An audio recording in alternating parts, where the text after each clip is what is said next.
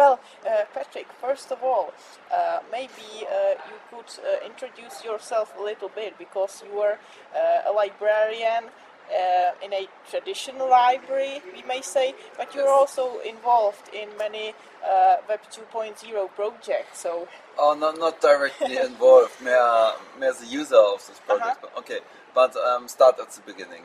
My name is Patrick Danowski. I'm working in the Staatsbibliothek to Berlin, one of the biggest research libraries in Germany, and I'm also a computer scientist. Uh, before I did go into librarianship. Now I'm and I was bringing these things together. Um, um, and so the Web 2.0 offers a lot what could be interesting for libraries. And then I started my blog that's translated Library 2.0 and more. And so I'm trying out quite a lot, and some more, some less. Uh-huh. And did you manage to implement some Web 2.0 tools in your library or in other libraries in Germany? Oh, these things are getting very slowly, but I think the discussion is much more wider in between, and the interests are in this topic are greater. In my library, it's going step by step, you know. But soon we will have some staff trainings that I will organize, and I think that's the first step. And some people are really interested in these topics, but features like Neo OPAC or something like that, Yeah. that would, it's far away because of the common library catalog, and we don't have our own OPAC, and so um, these technical things are a little bit more complicated to And change. how about using Wiki as a platform for various library-related projects? What do you think about it? And perhaps you could tell us whether there are some real-life applications or uses. A wiki we are already using as one of the lessons we are already using in our library. It's for internal documentation a lot, for the librarians who do researching, and to have the documentation so that you don't have to share the same things again a little bit. And also it's now used. I use it in the moment for start of project and collecting some knowledge about Web 2.0 for all the librarians in the library, and also we do use the wiki in our project that's hosted as the German National Library, and there we're doing writing reports, protocols for telephone conferences, and we did write there on the wiki. And okay, with the official protocols, it's sometimes a little bit more difficult, but with the smaller ones, it's very practical to have it 5 minutes after the conference online, and if everybody wants to add something, he can just add it, so everybody is free to change it. Yeah, so we may get inspired in Icarus also by by this.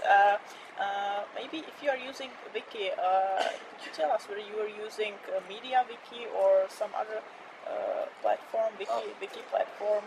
And internally, we're using another platform because we have to have some more care about the rights, because one department don't like that the other department watch in their wiki.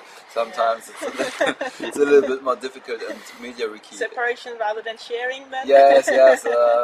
I'm getting slowly. My wiki where I document everything about Web 2.0. It's open for everybody, and everybody can change the content. Because I want also a little bit to change this attitude, but.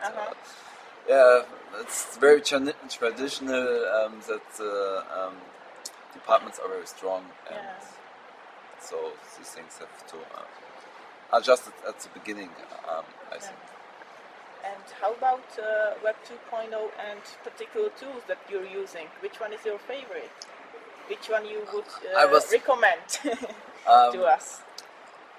It depends a little bit. If you are already using a few Web 2.0 tools, I think Facebook is very interesting because in Facebook you can bring everything together. You can add delicious applications, so other people in your network see what you added on delicious, or you can add YouTube favorites, SlideShare, and so it's very easy.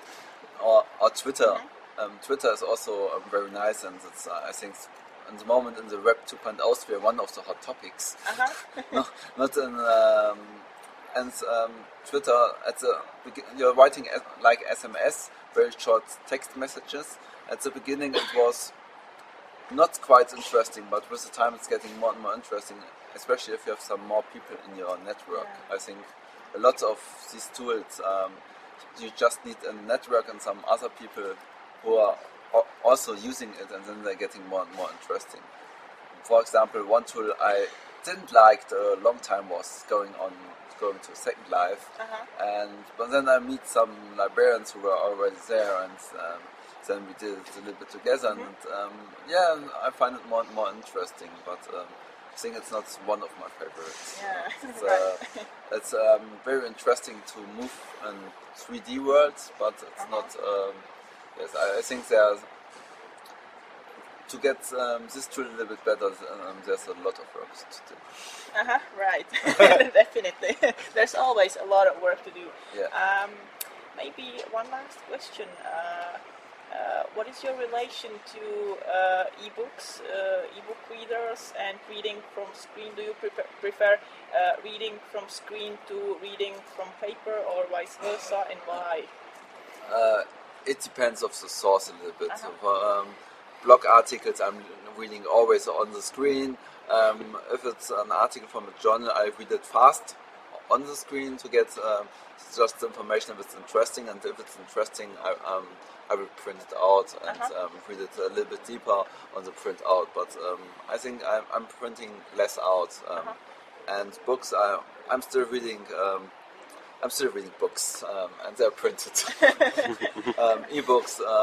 I also buy some e-books, but that's more to get some information. If you have to search more often the books than the so e-book. more like reference books. Yes, these types of books. And so fiction, for fiction, it is paper that wins, or yes, definitely. But I think I'm having an iPod Touch, and the display is already quite well. I think if the technology development a little bit more in this direction in the future, the e-book can be very interesting too. So I don't think that the book always win against the e-book.